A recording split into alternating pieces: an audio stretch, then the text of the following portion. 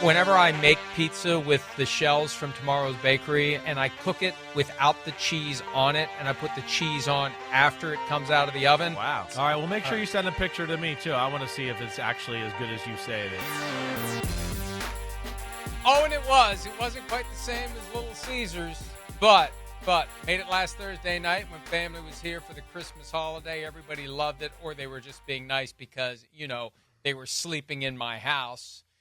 But I did get the impression that it was. It looked good. I saw the pictures. It was pretty damn good there. And that's like you haven't thrown the cheese on yet here. Right. It's the style, and I don't know whether it's Pittsburgh style, Steubenville style, whatever it is, but there's a pizza place in the town I grew up in where they put the cheese and the pepperoni on after the pie comes out of the oven. It's a big rectangular sheet, and they cut it up in pieces. So when I started doing it, I put the cheese on right afterward, and then the cheese progressively melts. And depending upon when you eat it, you get different sensations with the cheese. There it is after it's fully come to rest and melted. But if you eat it right away, you get that contrast of the hot pizza with the cheese that's still kind of cold and chewy, and then it becomes that by the time it's sat for a while. So, yeah. And that was all that was left. I made 2 of them, and that was all that was left. It looked good. I thought it was all gone, as a total pie there and all that. There was a lot of cheese on there. It was a little too much cheese. Like that last piece we showed there, that's not the one you should put out for commercial. Little Caesars is okay after that one. That looked like a sloppy mess right there. But the pizza as a whole itself it sat good. for a couple hours. It sat for a couple hours. And what I put on it is I use the Tomorrow shell. I get Rao's.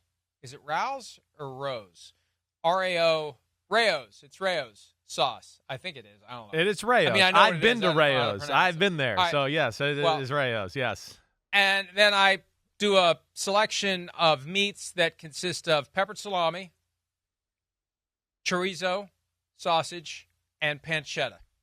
And when my wife watches me make it, she's like, man, that's a lot of meat on there. It's like, you don't complain when you eat it, so don't complain as I make it. You like it when it's done. Right. Don't question the ingredient. Don't question what's in the hot dog if you like the final product. And at least this isn't the stuff that's in a hot dog. This is like premium, not cheap meat. And that's the other thing, too. One thing I've learned in recent years, because I like going to the grocery store once a week, if you're going to make a real home-cooked meal start to finish, it's pretty freaking expensive.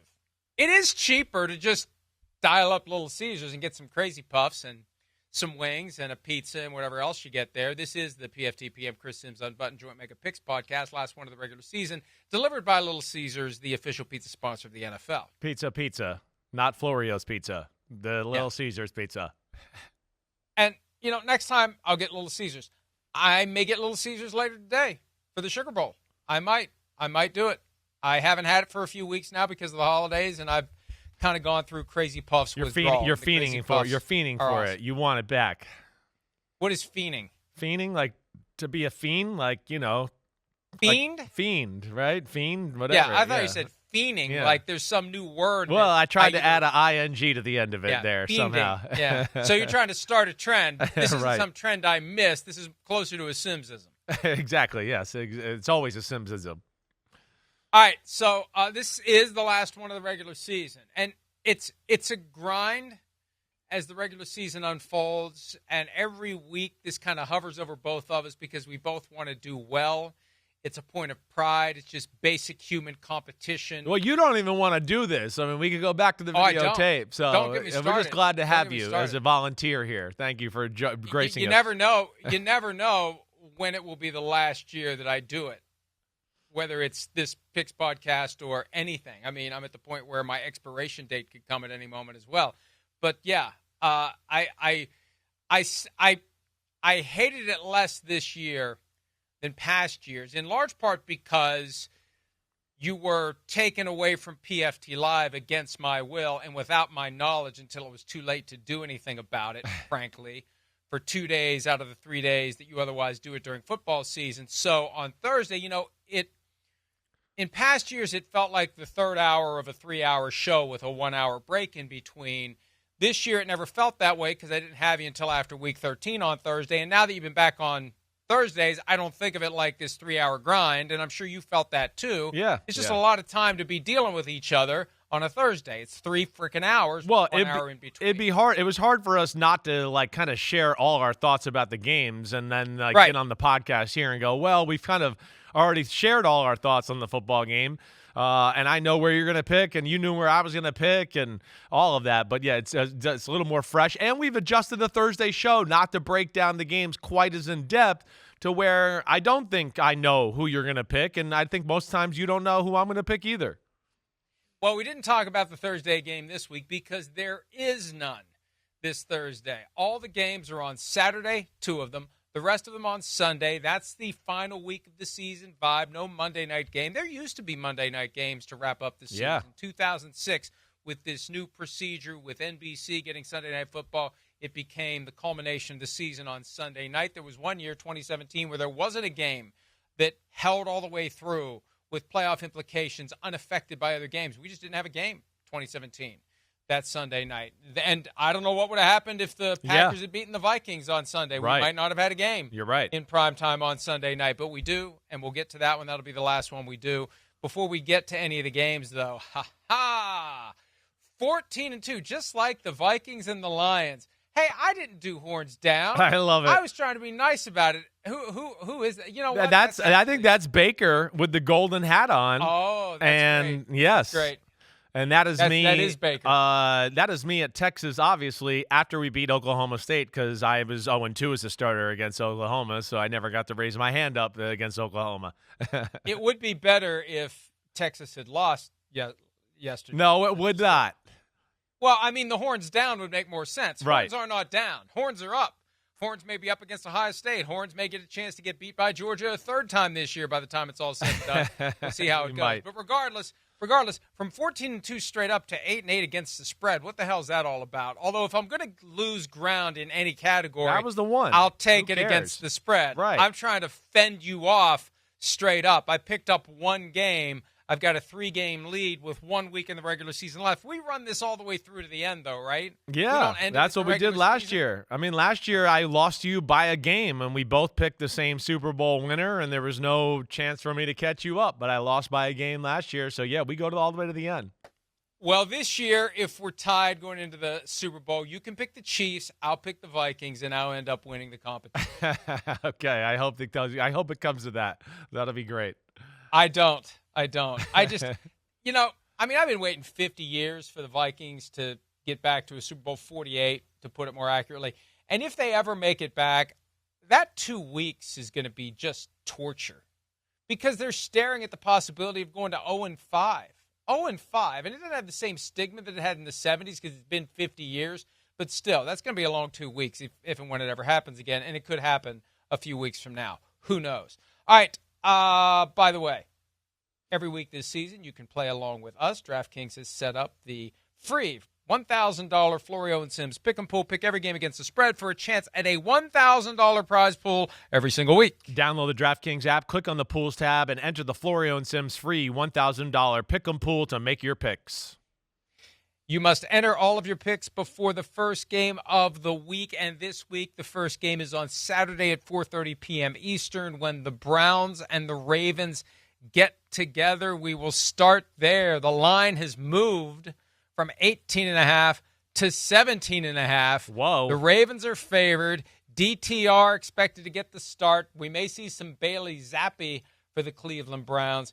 The Ravens need to win the game to win the division and the number 3 seed in the AFC. Same outcome if the Steelers lose, but the more clear path is just go out and take care of business against a Browns team that beat the Ravens, Chris, when they got together earlier this year in Cleveland.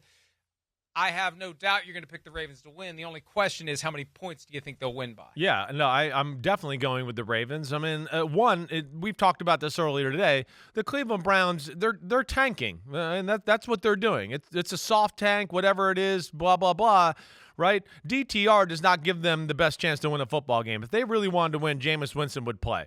Their offense has looked like crap ever since DTR has taken over. They are a team that looks like they've packed it up.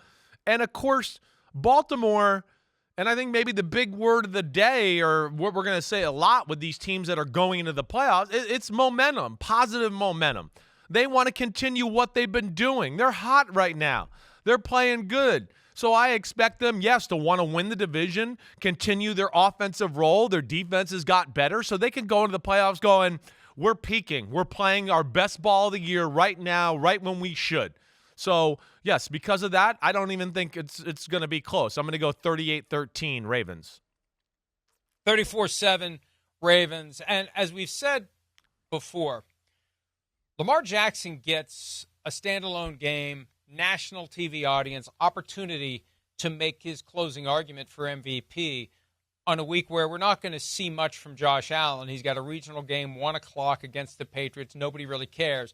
We'll get to see Lamar Jackson go out, and if he has a huge game against the Browns, nails down that number 3 seed, who knows? Maybe that's enough to take the MVP away from Josh Allen. All right, the late game on Saturday, Bengals at the Steelers. The Bengals may get a gift if the Ravens win. The Steelers know they can't win the division, but the Steelers are still playing for something. Ideally, you want to be the 5 seed and go to Houston, and not be the 6th seed and go to Baltimore. We talked about that earlier today as well. Either way, Bengals are favored by 2 with an over-under of 48. The Bengals need to win, and they need both the Broncos and the Dolphins to lose on Sunday to get in. Will the Bengals, Chris, keep their slim playoff hopes alive? Well, I think the psychology is big in this one. You alluded to it with the Steelers. The Steelers won. Yeah, I know they want to play this week and play well because they're 0 for their last 3 and haven't played well, but there's still going to be a part of the back of their mind that's going to be like, well, we're in the playoffs. And then added to that, in the back of their mind, it's going to be, well, the Ravens aren't going to lose to the Cleveland Browns. So we're playing just to play well and set ourselves up for a road game in the wild card weekend. That's really what it's setting up for. Cincinnati, on the other hand, we know it's desperation. It's like their hot hand offensively, everything they're doing, they got to have it. And I feel like with the way their offense is playing and everything right there, and their defense been a little better as of late to a degree. It doesn't seem like it's just you can do whatever you want against their defensive unit here. I'm going to take the Bengals. I'm going to go 28-24. I think Pittsburgh and their offense make some plays, of course. It's the Bengals, and I think they're going to put a lot of effort into trying to make Russell Wilson and George Pickens and everybody feel good in this last game going into the playoffs. But I'm going to ride the hot hand of Joe Burrow, the Bengals. I think they'll be able to protect enough with the guys on the edge there in Pittsburgh, and I just don't think anybody can stop Jamar Chase and T. Higgins and Joe Burrow in the pass game right now. 28-24 Bengals. Close to a bingo bango. 27-23 Cincinnati Bengals. The Steelers, I think, based on how they played on Christmas Day, they really started to give off very strong one-and-done vibes. Yeah. And they needed that game. And they were outclassed at home that day. Now, I think back to last year, the Chiefs were outclassed at home by the Raiders on Christmas Day, but these two franchises are in different spots. The Steelers haven't won a postseason game since 2016 when they beat the Chiefs in Kansas City in the divisional round.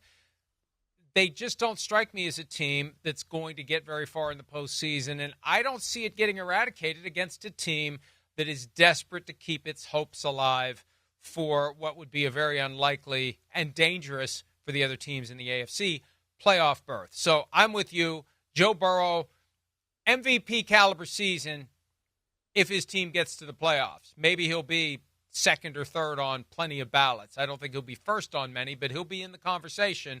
Comeback player of the year, definitely, maybe even offensive player of the year. But Burrow's been great. Jamar Chase, T. Higgins, it's been fun to watch. They've got plenty of games that they surely regret. This one will not be one of them, we both believe. The Bengals will win, and then they'll have to sit back and root for the Broncos and the Dolphins to lose on Sunday. Let's get to Sunday. The Carolina Panthers are visiting the Atlanta Falcons, where Atlanta is an 8-point favorite with a 48 over-under. Atlanta needs to win and have the Buccaneers lose to the Saints. That is the only path for Atlanta to get into the postseason. A win over the Panthers and a Tampa Bay loss to the Saints. So, will the Falcons hold up their end of the bargain, Chris? I expect them to.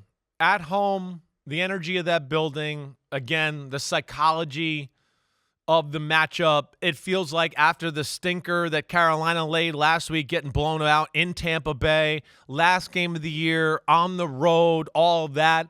Yeah, I don't expect to see the Carolina team that played people tough in the earlier part of December and it was competitive in those games. I think you're going to get a highly motivated Atlanta football team. They know they're desperate, right? I think they will be aggressive on offense. Their run game's been clicking. We've seen Michael Penix. He's the one thing that scares me here.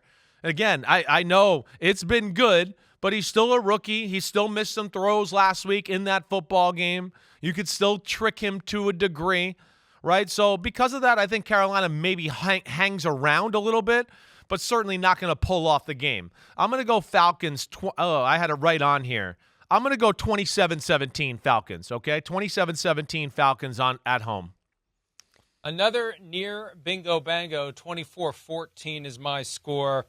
And look, I agree. The Falcons, I thought, performed well against Washington, but not well enough. Obviously, they blew a 17-7 lead, and they engaged in piss-poor clock management, I believe, at the end of the game when they didn't take a timeout when they had 2 left. They could have stolen the game or at least had a better opportunity to steal the game, a closer field goal try to win the game. Michael Penix Jr., though, looks the part.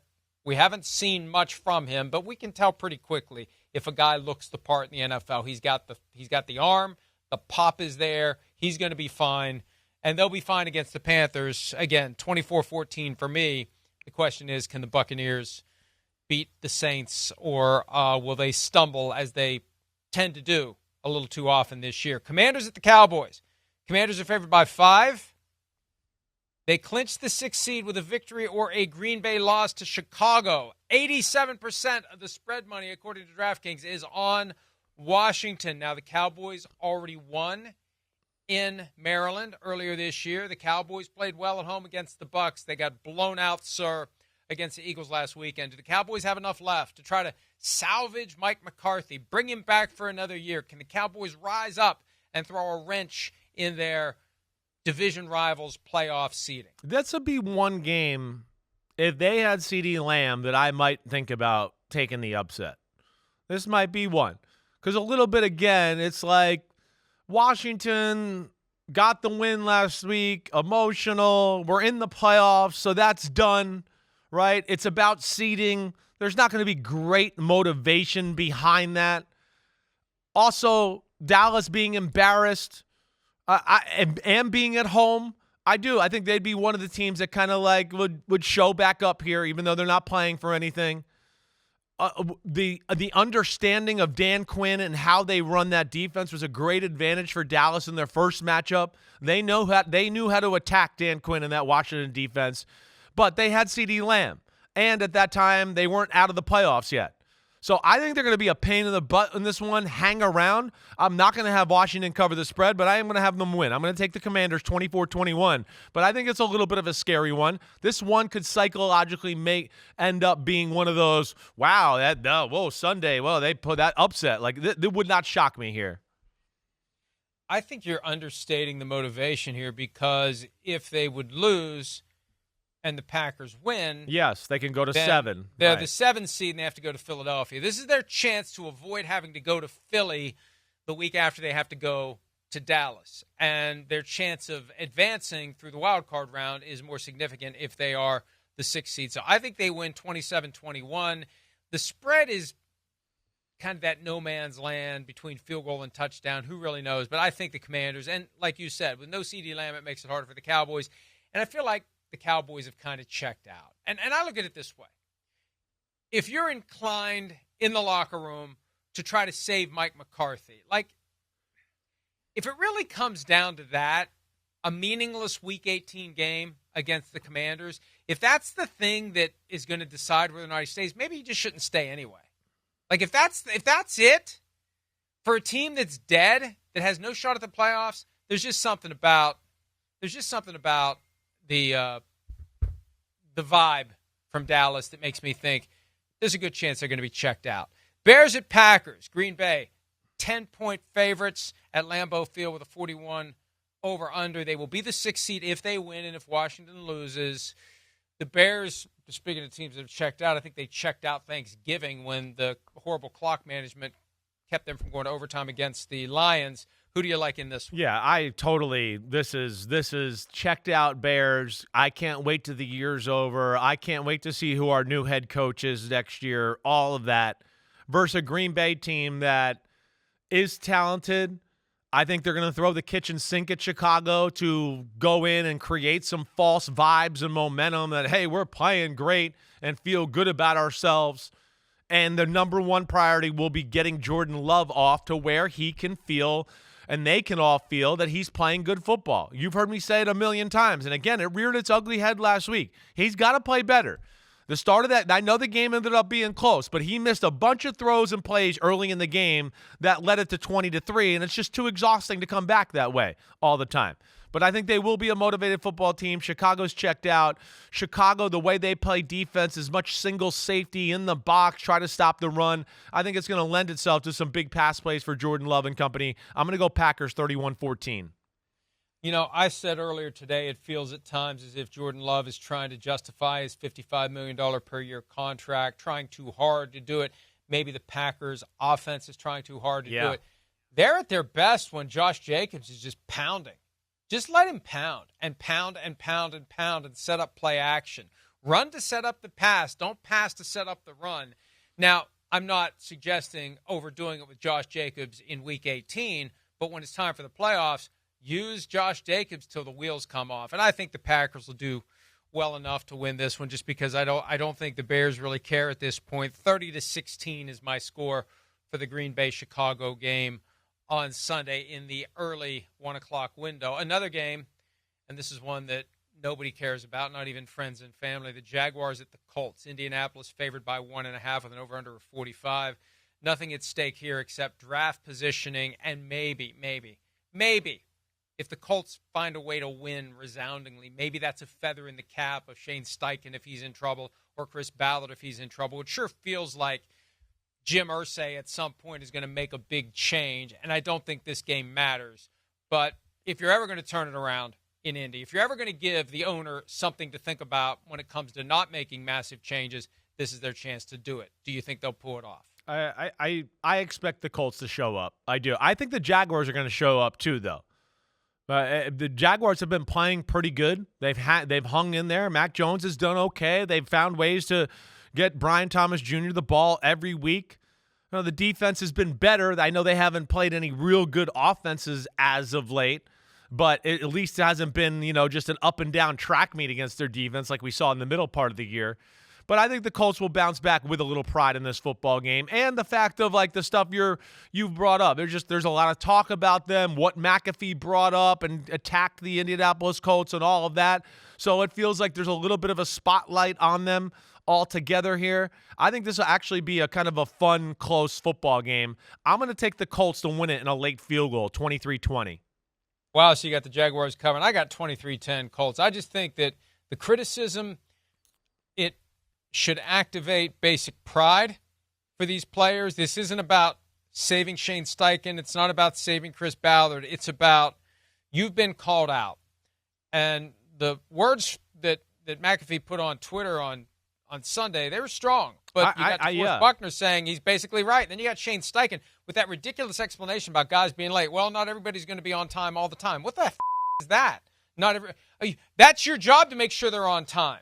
And they say they have accountability. Well, the accountability isn't working if guys are still late. That's just a basic building block of running a team the right way. Well, that sounds like where it went back to the Anthony Richardson stuff and all that we had heard about and all that. And then I think that's who that's probably pertaining to more than anything.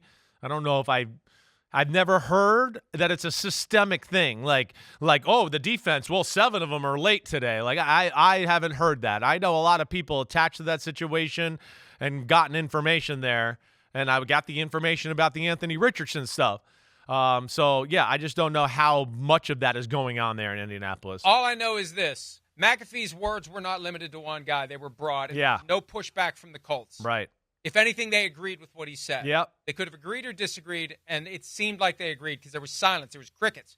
And maybe they don't want to call out Anthony Richardson, but regardless, it's something to monitor when the season ends, what kind of changes is going to be in Jacksonville and in Indianapolis. Giants at the Eagles. Philly favored by 2.5. Hold on. You skipped a game. Hold on. Come on. Bills, Patriots. Well, we could have just done them out of order. It's not like there's any magic here to win these games. You could have just let me keep going, and then Gary could have said, pick up Bills, Patriots on the back end. That's how a professional operation might work. Yeah. Of course, a professional operation doesn't miss the game altogether like I did. Bills at Patriots. Bills are favored by 3.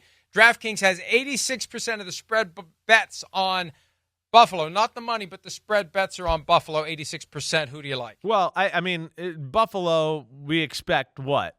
Like play a little and then they come out of the football game. It feels like that's what it's going to be, right? We're not going to see a full-fledged like concerted effort to get everybody out there. They're locked in. You saved yourself. Fledged. I know. I couldn't get out what the I wanted to say there. But like, where are they going to go? They're the number 2 seed. They're locked in there. It doesn't matter. This is one where, if the starters do play, you get them out there for a little bit. And you get them loose and go through the process of playing and warming up, but it's really about let's just be safe and healthy for wild card weekend. That's what it's going to be all about. The Patriots, on the other hand, like, hey, I don't know. There's a lot of things at stake here. One, do you think they really want to win this weekend? What do you think? Do they want to? I don't think so. I mean, do they want to checked out? They're in the checked. I mean, the players seem to be checked out, but the organization strategically, you want the first overall pick in the draft. Exactly. So that's like it's a double whammy. But at the same time, too, where are we with Drake May and what's he going to do this weekend? Because that was up in the air too. He was a limited participant, right? To me, if Drake May plays, I think there's a chance that New England will win. Because that's the different about like when you're checked out. It's one thing to be checked out, but it's another thing to be, wait, we're checked out. There's rumors that the head coach might get fired, and we still want to see our rookie quarterback go on this upward trajectory. And I could see because of that and the Bills pulling starters and all of that, that the Patriots try to put out, one last good look for the year to save Mayo's job and just squash that and make everybody feel good about Drake May going into the offseason. So I'm going to pick this like Drake May is going to play, okay? I'm going to do that way, and I'm going to take the Patriots to win 20-17. I'm going to go that way. This is pure pasta and meatballs for me, regardless of whether it's Drake May or Joe Milton or Jacoby Brissett. We're not going to see much Josh Allen. The Bills don't need this game. The Bills aren't going to do anything crazy exotic, and the Patriots gave them a pretty tough game a couple of weeks ago. This is just basic pride. This is one strong closing argument for Gerard Mayo in the hopes that he comes back, assuming the players want him back. I don't know. He's the one that called them soft in the middle of the season. Maybe they're ready to move on too. But I think it's going to be 20-13 New England Patriots. And I think that the Crafts understand the idea that it's still better to have a winning culture. First pick, second pick, third pick, it's a lottery ticket anyway. You want to develop a winning culture, and if they could beat the Bills on their way out for 2024, that could give them the kind of boost they need to become relevant again in 2025 potentially. So we agree on that one. Giants and Eagles. Now we're at the Giants and the Eagles. The Eagles are favored by 2.5, even though their starters will not be playing. At a minimum, Saquon Barkley, and their starting quarterback, I doubt, will be playing even if he's cleared in Jalen Hurts. We won't see many of the top guys for the Eagles, but the Giants are the Giants. 85% of the spread bets are on Philadelphia. Do you like the Eagles to get a win in a game they don't need? I've gone back and forth in this one because I feel a little bit with the Giants here. Right, as we saw last week, there's people fighting for their careers and lives as we go about this.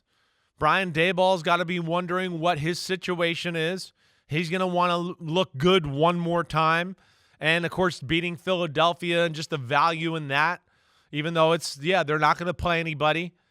Drew Lock at quarterback, he's fighting for his life and wanting to be a longtime backup quarterback in the NFL. He's going to want to play well. Malik Neighbors, I think we're going to see him and company too. That's going to be dangerous. So I've gone back and forth with this one. And to the Eagles, it's like what's hard is I want to know who's going to play. Is all the starters going to be out? Like, is there going to be a mix? How is this going to go? I don't know. I'm going to go with the Giants. I'm going to go with the Giants 17-14. I got no other reason other than just the things I said right there. There's no X's and O's, and I would expect that just about all good players on the Eagles aren't playing. I'm going to take the Giants to win it 17-14. The one thing that tipped me in that direction, and it's not a bingo bango, I got 24-17 Giants. Nick Sirianni, the head coach of the Eagles, is so thoroughly emotional that I feel like he's got no chance to win a game that he's checked out of. And they've clearly checked out of this. This is a glorified scrimmage. This is a preseason game. They don't care. Now, maybe he'll get caught up in the moment and go through the motions, but they really don't care. They don't need it. They're not putting their best foot forward. They know they would completely dismantle the Giants if they wanted to. This doesn't count in their mind. So the Giants, who, like you said, they've got guys who are playing for their careers. Brian Daboll's career may be over as head coach of the team. 24-17 Giants. Saints at Buccaneers. Tampa Bay favored by 13.5 with an over-under 43.5. The Bucs win the division if they win the game or if the Falcons lose to the Panthers. And the Bucs can be the number 3 seed with a win and a loss by the Rams, who aren't going to start Matthew Stafford at quarterback. So the 3 seed is there for the taking for the Buccaneers if they can beat the Saints. Do you believe they will? I do. Of course I do. The Saints are another team. It feels soft tank. I don't think we're going to see Derek Carr. They're not going to let that happen. I don't think they want to win the game. They don't want to deal with any of that. The Bucs, desperate, offense on fire. I mean, on fire. Baker Mayfield's definitely playing the best football of his career. Mike Evans and the incentives of that with the 1,000 yards and all of that, I think motivates their football team. Yeah, the playoffs being on the line. Their offense has arguably been the most explosive offense in football over the last 6 or 7 weeks. The running back is as hot as anybody. We're seeing other people contribute in their passing game and do all that. Yeah, I think this is a big-times Buccaneers win here. I'm going to go 34-13. I've got 35-17. We're getting dangerously close to bingo bango. Are you now, just like going to pick? This is the time of the year where you're listen. You're protecting your lead. Again. Okay. Don't do this shit again. Hey, don't do it again. I'll do it. I got them all right here. I got them all right. But you're questioning my integrity. I got enough people that I got to worry about.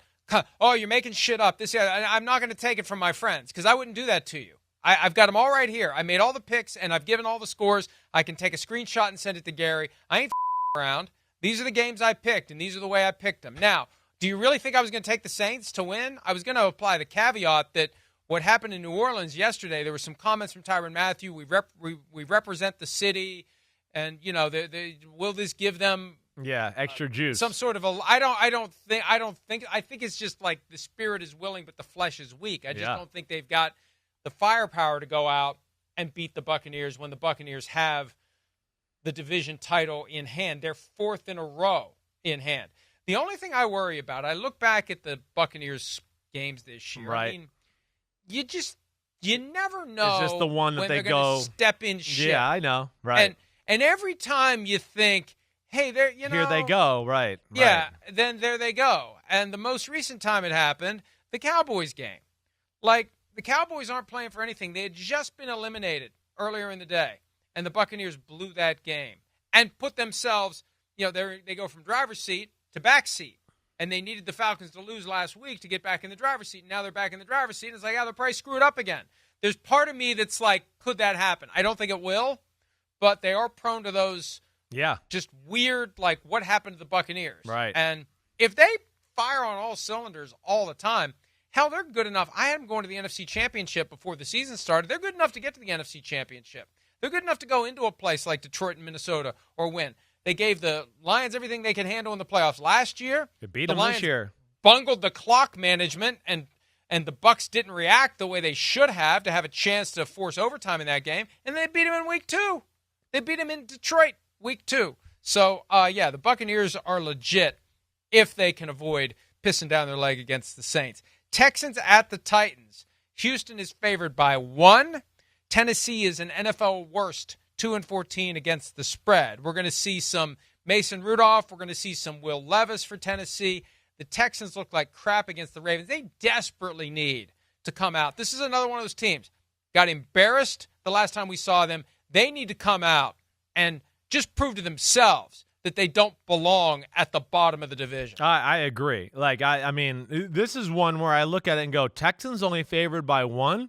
The coach has come out and said, like, they got to play. They got to play better. They haven't played well. You're going to have a team I think is going to be motivated to, like, kind of look good and get the shine back the way it should be on their football team. Their defense hasn't played well as of late. This is a great game for them to build up some self-confidence and bravado. I mean, we know the Tennessee offense isn't very special. With Will Levis, it's a little more scary because, yeah, he can make some plays, but it could also be plays for the other defense involved in that. But I think it's also a big game here just to get C.J. Stroud back on track and get him going in the right direction. I'm taking the Houston Texans, of course. I'm going to go 28-13. 24-13, Houston Texans. I'm stunned it's a 1-point spread. I don't get it. When I saw it earlier today, I was literally like, wait, is somebody on the Houston Texans hurt or not playing that I don't know about? Yeah, is there some inside information that sports books have, or do people just have so little regard for the Texans at this point that they think that the Titans will pull it off? I don't know. And I know it's a rivalry, but it's the end of the season. And rivalries go out the window when they don't mean anything. This game means nothing. The Texans are locked in as the 4 seed. The Titans are locked in as caca. And the Texans need to show that they belong and that they have a chance to win at home in the postseason like they did last year when they blew out the Browns 45-14, I think the score was. Let's take a break. When we return, the late games from the final Sunday of the regular season when we continue here on PFT. Wow, wait, that was smooth, man. Well, I was going to do more of a tease, but I didn't like it. Do it when we're back. Screw you.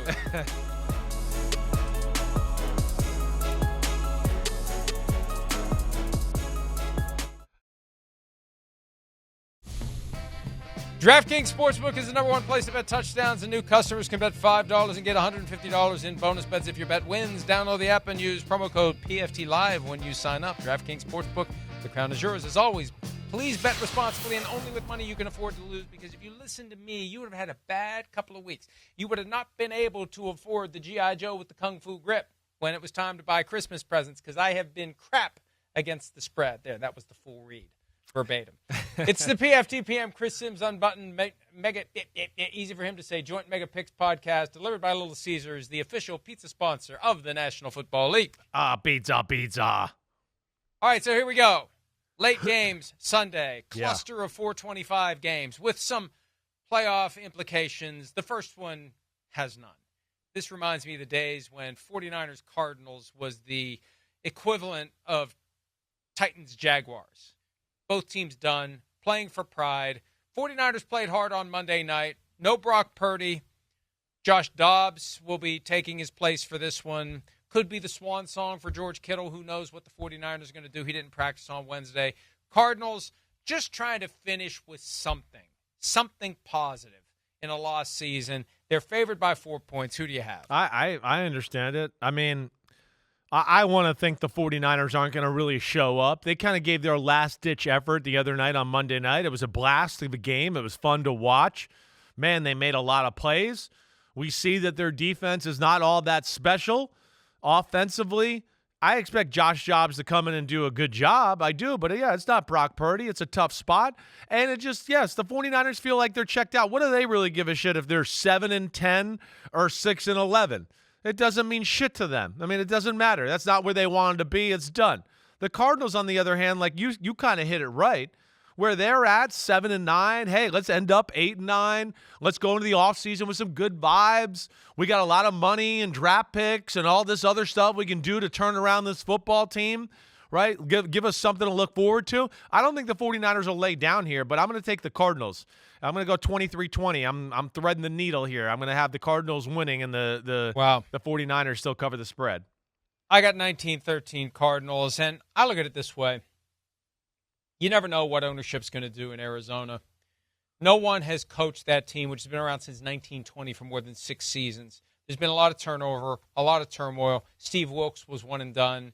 Guys get pushed out fairly quickly. Jonathan Gannon's got 2 years in. If he wants to get a third year, if he wants to be comfortable when he goes to bed Sunday night, that he's not going to find out he's not getting a third year on Monday, you win this game. You win this game, you can feel confident you're not going to get fired. You get blown out, you get embarrassed at home to end the season, who knows? Because that's how it always is with the Cardinals. Who knows? 2 straight years and no playoffs, who knows? Get that win, you can feel a little bit better about it. So I think the Cardinals will win, and Gannon probably comes back, but he'll be on the hot seat next year. 3 straight years of no playoffs is a recipe anywhere for getting fired, especially in Arizona. Next up, Chiefs and the Broncos. Now, the Chiefs, as we know, not playing Patrick Mahomes or other key starters. The Broncos need this game. They've had 2 straight games where all they had to do was win, and they were in. They lost to the Chargers. They lost to the Bengals. Now they get a chance at home against the Chiefs as 10.5-point favorites. They are in with a win or with a Bengals loss and a Dolphins loss. Will the Broncos finally punch their ticket to their first playoff berth since Super Bowl 50? Hey, listen, I don't think this is just a slam dunk. I don't. Well, I even the Chiefs, I don't think it's going to be everybody sitting on their football team. Yeah, I know the stars won't be playing. Chris Jones, Travis Kelce, right? Mahomes, I get that. But there's still going to be a number of good players on that football field. They still play a defensive style, even with the backups, that I think is going to be a pain in the butt. And even with the backups and mixed-in starters, it's going to be a pain in the butt for the Denver Broncos offense to move the ball. I think Carson Wentz is going to be a little bit of a motivation for the Kansas City Chiefs. Again, he's as a backup quarterback, Carson Wentz is going to be one of the more dangerous backup quarterbacks in the sport. He's going to be able to make some plays with his arm and do that. And one, like we talked about, there's going to be motivation. He's going to be able to show everybody, like, hey, why the hell was I sitting on the sideline or on the bench and not on a team for so long? Well, what was the reason? Look, I'm still good. I'm big. I got a big arm. All that. I've honestly thought about maybe doing the upset here because I don't think it's crazy. I'm going to go with the Broncos that they win this game somehow, some way. But I don't think it's going to be pretty. I don't think it'll be by the skin of their teeth. I'm going to go 20-17 Broncos. 26-17 Broncos. Now, I didn't know the spread was 10.5. As we've established, I never look at the spreads until I have already done the picks. We've heard. We've heard. Yeah, once or twice. But still, every once in a while, you never know who's tripped over this the first time and is thinking that I'm specifically picking my games to fit within the spread. No. And I probably would have guessed that 26-17 was a cover. I'm surprised it was 10.5. I think the Broncos will do enough to win. I think that the B team of the Chiefs, whoever is out there, not Mahomes, it won't be enough. But it won't shock me if the Chiefs win, and so we both have the Chiefs covered. I know. I wonder if we're being too nice to the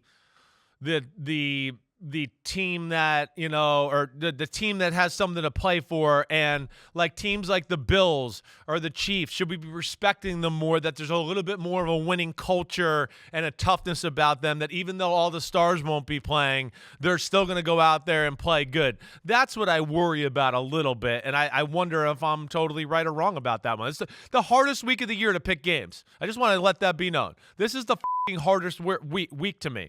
Because, yeah, you just don't know where teams are at psychologically, emotionally, all of that stuff. It's really been that way the past few weeks because the good teams declared themselves early, the bad teams declared themselves early, and the bad teams stayed bad, the good teams stayed good. And by the time we got to the end of the season, when teams were eliminated, what is really going to be out there on the field?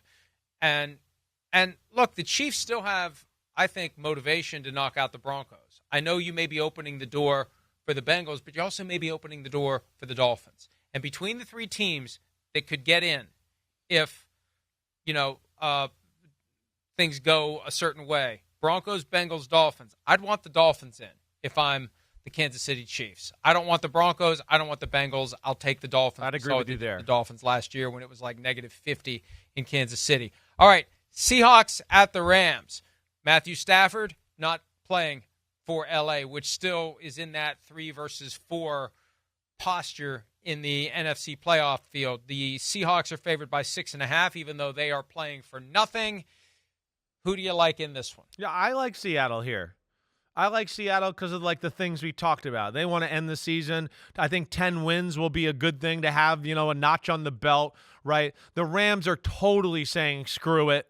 They are not going to be playing any of their players that are of quality. They are taking this as a bye week all the way. I think Geno Smith is going to be motivated to go, hey, I still want to be the quarterback here. We could still win and do all that. There's those factors that fly into this. So, yeah, I'm going to go Seahawks 24-13. Yeah, I've got, what do I have? 23-20. So you've got Seahawks covering. I've got the Rams covering. I still think it's going to be a fight for the Seahawks, but you're right. There's an element of pride. They can finish 10-7 with a win. Geno Smith trying to prove not just that he should be back, but that he should get a new contract. There was talk in the offseason he wanted something. They didn't do it, and now maybe they will based upon how things go this year. So this is one last chance for him to enhance his resume. So we're on the same page there, although I've got the Rams covering. You've got the Seahawks covering. Chargers at the Raiders. L.A. is a 5-point favorite. The Raiders got a win last week in New Orleans. The Chargers will clinch the number 5 seed with a win and a Steelers loss. So the Chargers will know exactly whether or not the 5 seed is in play. As it stands, it's Harbaugh versus Harbaugh in the wild card round. But if the Chargers lose and the Steelers win, if the Chargers win and the Steelers lose, they'll vault to the 5 seed. And what a difference going to Houston versus going to Baltimore to start your playoff run. I think both the Steelers and the Chargers should very much want to be the 5 seed. Any doubt in your mind that the Chargers will pull off the victory? No, there's no doubt in my mind. And, I mean, as I have it, I'm going to have the Bengals winning, and then it's going to be the other Chargers who sit there going, oh, my gosh, if we win, we don't have to go take on Baltimore because that's maybe the worst matchup for us in the whole AFC playoffs is the Baltimore Ravens. So I think there'll be great motivation because of that. Now, the Raiders, though, have been playing tough. Like I said to you last week and on Monday, Aiden O'Connell is showing that, hey, maybe bridge starter, maybe starter one day in his career. Either way, high-end backup and belongs in this NFL for a long time. He's done that. And we're seeing on their offensive side of the ball, they got some guys that are a pain in the ass. But I think the Chargers will be highly motivated here. They're going to continue to try to ride the let's continue the upward momentum after our butt whooping that we gave the New England Patriots and all that last week. I think the Chargers, they're going to win this one fairly easy. I'm going to go 30-17 Chargers. Hit the button. Bingo, bango. Bingo, bango. There it is. And that's like not some, usual common score. 30-17 is exactly what I have for that game. All right, Dolphins and the Jets. Dolphins favored by 1. Tyler Huntley is expected to play. Miami clinches a wild card berth with a win and a Broncos loss. 82% of the spread money is on the Dolphins. Who you got? I'm going to go with the Jets. Wow. I'm going to do it. Wow. Yeah. Oh, Aaron Rodgers. I think the motivation. I think the motivation of his last game. It's going to be cold up here. It's going to be windy. I think it's going to be low 30s. It looks like when I looked at the weather last night, sitting on the couch thinking about these games a little bit. I do think it'll be one last hurrah for Aaron Rodgers, the pursuit of the 500th touchdown, all of that. And, with Miami, I mean, we don't know what we're getting. And Miami's offense, it's not been impressive really that much with Tua. It's been efficient, but I wouldn't say, wow, impressive. Huntley showed he can be efficient last week too. But again, the lack of big plays, all of that. This is one where I'm going to say I'm going to play the psychology that the Jets give one more last-ditch effort here at home and find a way to win the football game. I'm going to go 21-17, Jets, Jets. And this is where we flat out absolutely disagree on how to read this one because I think the Jets have checked out. The Jets are done. And I watched the entirety of the Aaron Rodgers press conference from yesterday. Yeah. It's impossible to really get to the heart of what he's thinking. How'd it go? But, look, you get the impression he knows he's not going to be back. Right. He still wants them to be the ones to make the first move and say, we don't want you, so he can go somewhere else and paint himself as the victim. But when you consider all this other noise, like Garrett Wilson at odds with Aaron Rodgers, I just think everyone's checked out. Everyone's had enough. They're ready to move on. We saw it last week in the embarrassing loss to the Buffalo Bills. I don't think pride even matters now. Jeff Ulbricht's going to be gone. They're going to have a new GM. They're going to have a new head coach. They just want to get this over with and move on. And I feel like Aaron wants to get it over with and move on. All right, my pick is 20-10 Dolphins. Let's take a break.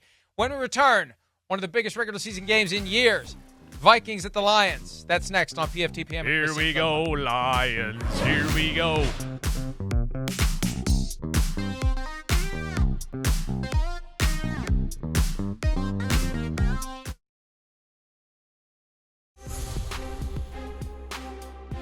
Oh, and this is supposed to be my read, and here I go. DraftKings Sportsbook is the #1 place to bet touchdowns, and new customers can bet $5 and get $150 in bonus bets if your bets win.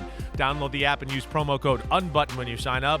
DraftKings Sportsbook, the crown is yours. PFTPM, Chris Simms Unbuttoned Picks Podcast, delivered by Little Caesars, the official pizza sponsor of the NFL. A pizza. All right, Sunday Night Football, Vikings at the Lions. We've talked about this game a lot this week. We'll be talking about it even more. We don't have much time to talk about it now. 56.5 over-under. Lions favored by 2.5. Winner is the 1 seed in the NFC. Loser is the 5 seed. Who you got? I'm expecting a shootout, right? That's what I expect.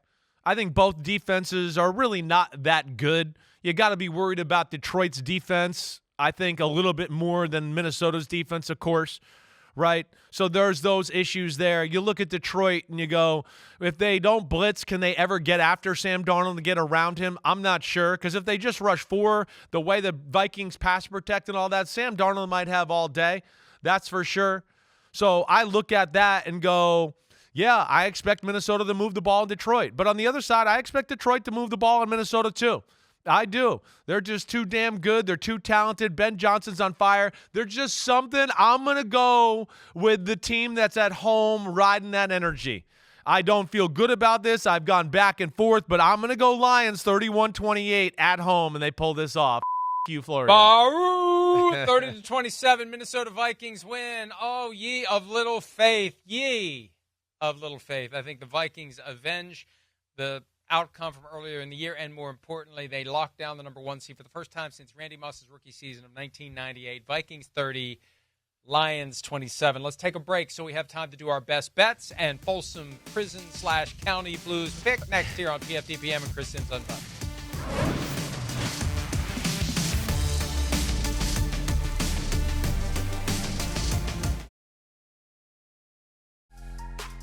PFTPM, Chris Simms Unbuttoned Picks Podcast, delivered by Little Caesars, the official pizza sponsor of the NFL. Pizza.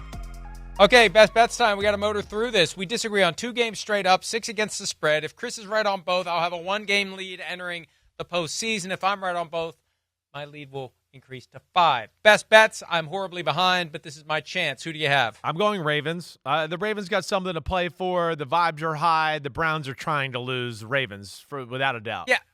If we're right that the Browns are tanking, 17.5 isn't nearly enough of a spread. Give me the Ravens. What do you got next? My next one, I'm going to the Green Bay Packers. I think the Packers are highly motivated to play better football here and go into the playoffs with a good taste in their mouth. The Bears are ready to sip pina coladas and make reservations to get to the Caribbean now, like right now. Houston Texans, I don't know what the up with that spread with Houston favored by 1. They, I think, should win easily, and if they don't, they got big problems. Yeah, I'm taking Houston too. I'm doing the same thing. I agree with you. I'm going to think that they're going to be on their A game, trying to go in feeling good too.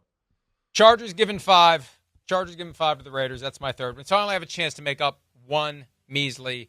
I should accuse you. Except that I went first, so I can't have it. All right, Folsom Prison Blues. The Ravens. Ravens. The Ravens over the Browns. The Ravens. Let's go, Lions. Here we go, Lions.